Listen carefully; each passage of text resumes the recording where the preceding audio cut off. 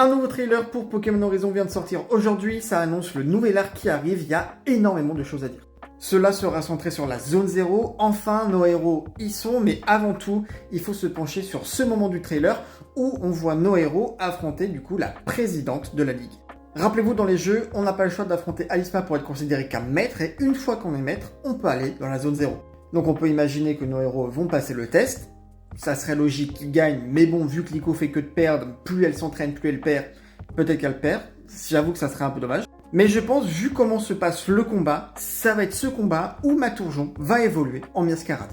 Une fois dans la zone 0, on voit des formes paradoxes, nous voyons Pelage Sablé ou encore Hurle-Queue. Mais le plus important, c'est ma théorie qui devient du coup réelle, c'est que nous n'avons pas Entei, mais Feu Perçant. Enfin, j'avais raison. On voit un regard entre Liko justement et Feu Perçant qui nous fait penser directement que c'est le Pokémon de Lucius. Et d'ailleurs, qui dit dernier Pokémon de Lucius dit plus ou moins tous les éléments que l'on aura dans le passé grâce à la vision qu'il y a à chaque capture.